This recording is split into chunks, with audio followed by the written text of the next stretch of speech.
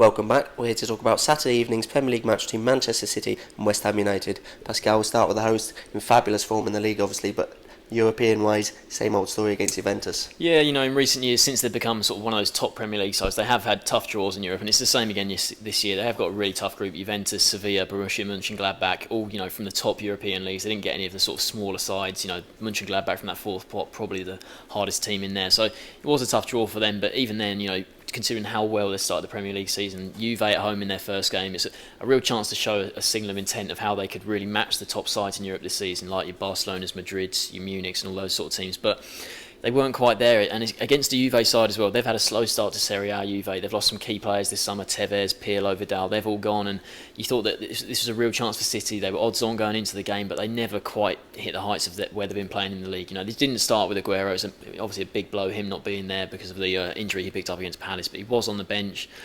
and the whole performance they were never quite there, City, in that game, and you thought, they really should have played a lot better, I thought. I mean, the first half, they started really well in the first half. They had a really early chance through Sterling, who I think should have put that one away. That's the one part of his game where he's just a bit short, is the finishing in front of goal. I think he's had a couple of chances this season. I remember one at West Brom, and this one was very similar, where it's on the left side of the area. Or the goalkeeper won't reach it if he finds the corner, but both times he hasn't quite hit it near enough to the corner. And so it was 0-0 at half-time, and then they get their goal in the second half, which it just shouldn't have stood.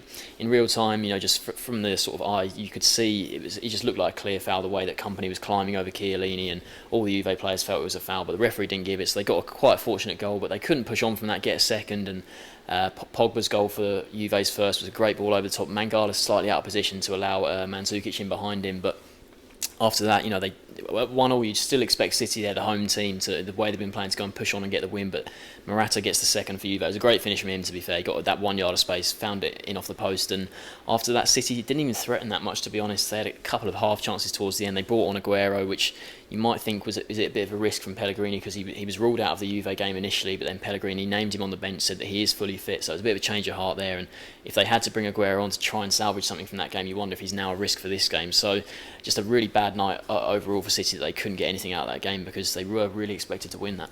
It's quite a sad indictment on English football at the moment as well, obviously, with Manchester United losing as well, considering how Man City, how dominant they've been in the Premier League so far this season. 5 wins from 5, 15 points from 15, 11 goals scored, none conceded. They couldn't have started the domestic season any better. They've been in fantastic form. Each match they've deserved to win by a couple of goals. I'd probably say, with the exception of their last one against Crystal Palace, which was their tightest game so far. As we know, Palace have made a really bright start to the season. Not as good at home, but away from home they've been fantastic. They went into that match second in the table, and only took a 90th minute goal for them to be beaten in that match. Iheanacho came off the bench, got that 90th minute winner. Good bit of predatory instinct from him, getting in the box and getting the rebound from the goalkeeper, but it was a scrappy goal for Palace to give away. They were unfortunate not to get anything out of the match, but as you say, City, that's what champions do. They get the wins where perhaps they're not playing at their very best.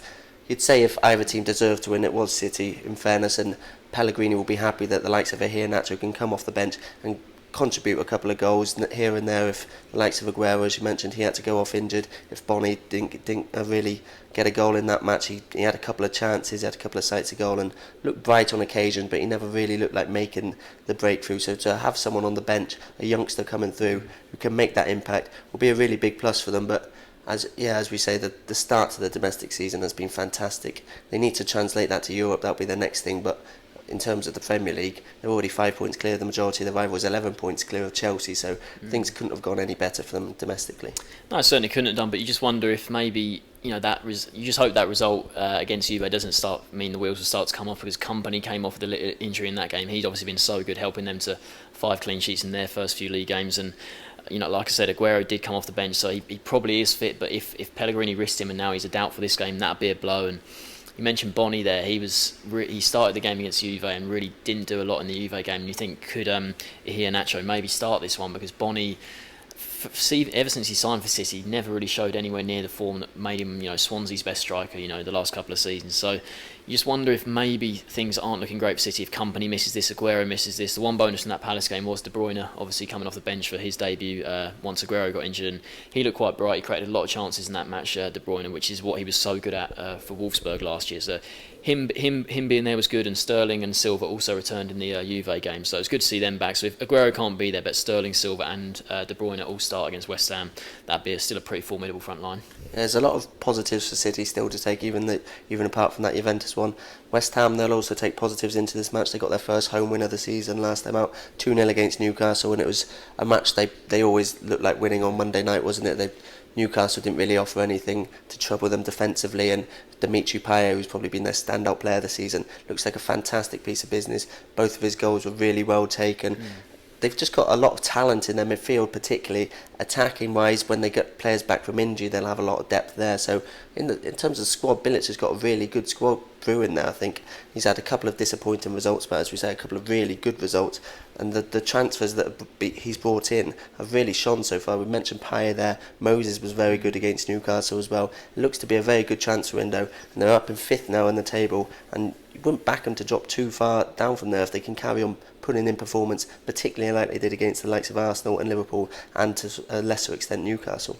Yeah, and you say looking at their squad, they've probably got a better squad this season than they had last season. The thing is, they had a really good sort of first half of the season last year, and they're looking good again at the start. They don't want to tail away in the second half of last season, but this is, if they can get anything out of this game, it would just be a tremendous start away from home in the league this season. They've already won without conceding at both Arsenal and Liverpool. Now they go to City, the hottest team in the league. So if they can get anything out of this game, say if they win this, it would just be an unbelievable start to the season if they can beat Arsenal, Liverpool and City all away from home. And now they've got that first home win as well, because the 2 home defeats they had against Bournemouth and Leicester both very disappointing. So now they've got that home win out of the way. They looked very, very confident against Newcastle. Like you say, Payet just had that touch of class there, and he's playing in a really free role, sort of in that sort of playmaking area. Sakho often came for the ball short, offered back to go, and Payet was the one going in behind, and he's the one causing defenders all sorts of problems. And like I said, Moses was great, but they've still got Antonio to come on, and Jelavic is also another debutant, who could have an impact for them. But it's the away form we've talked about before there.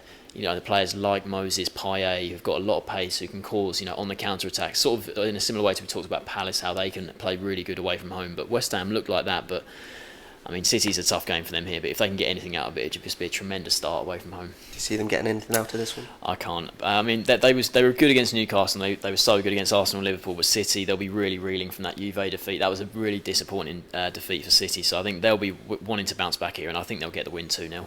Yeah, I think I agree with that. City, you just can't really back against them at the moment, can you? The way they're performing domestically, 11 Premier League wins in a row. They're only 3 short of the all-time record held by Arsenal.